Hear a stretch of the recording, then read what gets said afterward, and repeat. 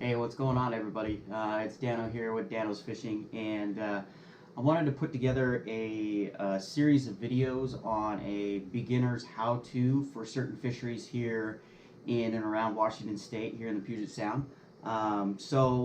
Winter blackmouth season just kicked off here January 1st for a few areas here in the North Sound, and I wanted to cover this for anybody who was interested in the fishery but just didn't really know what to use.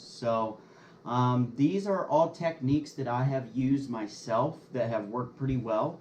And again, these are just things that are things that have worked for me. So I know there's a ton of different ways of fishing, and that's what makes fishing great, but I'm just here to share some of the things that have worked for me. So starting from my left to right is going to be different water conditions. There are obviously flashers here, and I'll go through what each one is for. Starting here on my left is a green splatterback flasher. This one is a full glow. It works really well in low light conditions. It does have the E chip on it, and some folks really like that, and it's kind of up in debate for me, but I've used this one with or without the E chip on it, and it's done really well. These are for low light, early morning, deep water conditions. This one is a full glow, like I mentioned it. I pair that with these 3-inch Kingfisher spoons with a little hoochie on the back. The hoochie just gives it a little more action and sits back there and swims. This one is an Irish cream, and this one is a cookies and cream, and they both have worked extremely well for me. They both glow both on the back and the front, so here I'll show you those really quick. Just to get a better view on those. And you can find these pretty much anywhere fishing tackle is sold.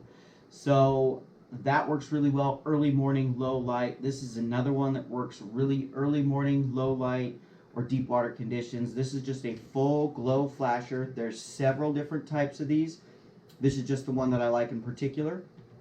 Nothing fancy about the flasher part on the back, just kind of a regular pattern there.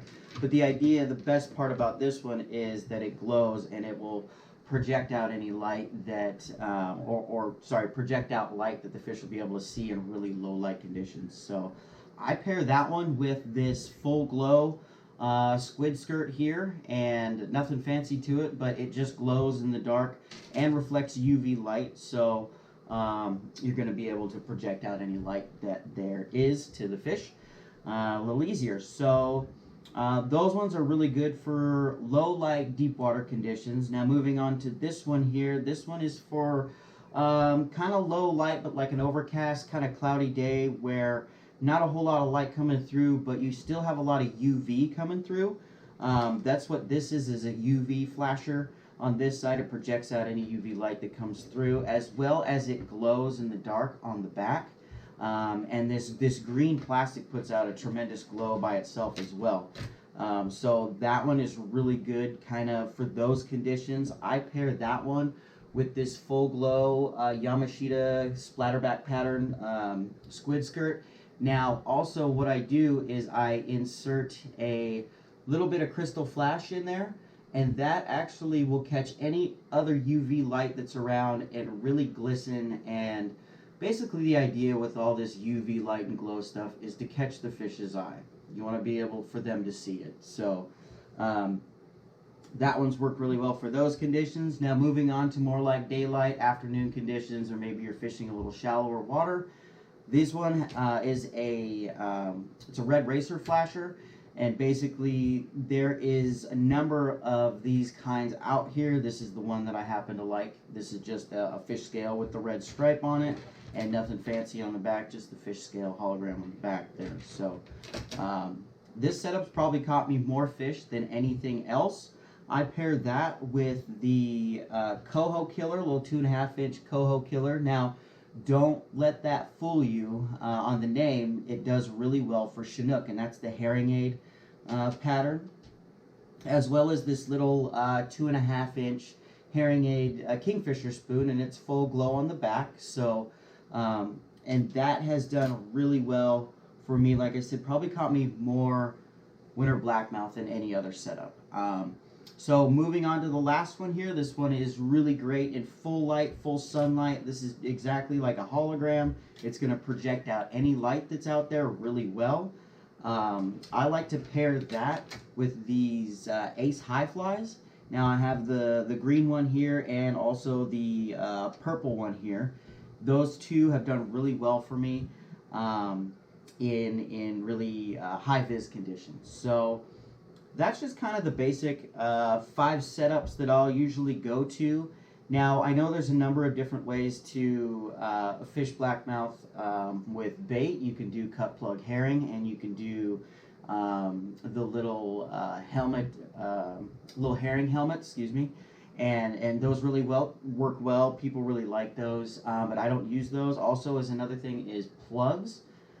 People really like to use plugs. It's an old school way of fishing for Chinook, both seasons, winter and summer.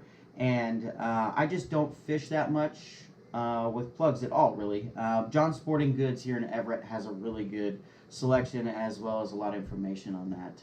Those folks are awesome. So if you have any ideas or questions about that, just hit them up. Now, moving on to how to properly use these are different lengths on whether you're running the spoon or whether you're running these hoochies or Ace High Flies.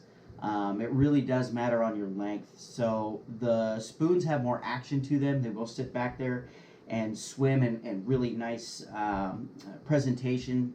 It looks like a fish. So the longer leader on that one is fine. I go 42 to 50 inches on that. Just as a general rule of thumb. Again, other people do it differently, and that's the great thing about fishing is everybody's got their own way. So these are just ways that have worked for me again. And on the hoochies and squid skirts and the Ace High Flies, you want to use a 24 to 30 inch leader. It's a lot shorter. And the idea is to get that lure to follow your flasher around and have more action, because these don't naturally have any really good action to them. They sit back there, they catch the light, or they glow really well, but they don't sit and swim like your spoons do. So you want the leader to be shorter. Now, if you ever have any questions, you can just hook your rig up to the downrigger and put it down a couple of feet and watch your flasher do its thing, and then watch your lure do its thing. And if you feel like these hoochies aren't doing the job properly, you can lengthen or shorten your leader depending on how you're feeling about it.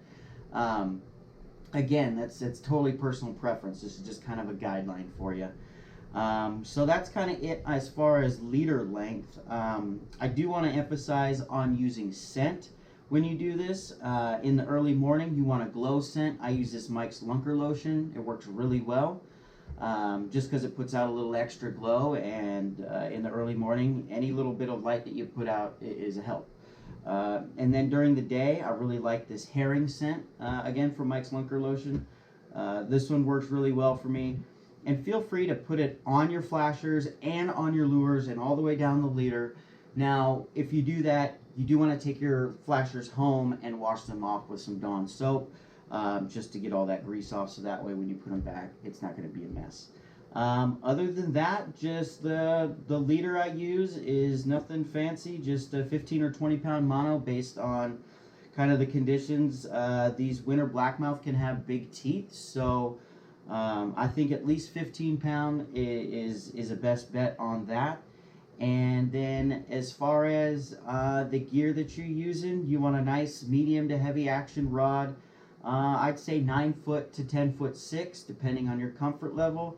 And I run 30 pound braided line to a monofilament tip. You can look up on the internet on how to tie a uni knot or uni knot. I usually go with about 20 or 30 feet on the end there. Just something I was taught, and again, it's just something I do. So, you know, and there's various depths and speeds to fish. Generally, I fish between 50 and 100 feet, and the speed will vary if you're not comfortable going based on what somebody told you as far as knots or miles per hour. You can just take a look at your line. Think of it as 90 degrees is straight up and down. you want it between about 60 and no more than 45. That's kind of the magic range right there. So go ahead and play with your speed, and yeah, there's just a lot to play with there. So I hope this has been helpful, and hit me up, put comments in the feed below there, and let me know what you think. I know I probably left out a decent amount of stuff, but again, this is just what I have used and what has worked well for me. All right, I hope to see everybody out there catching a lot of fish. Take care.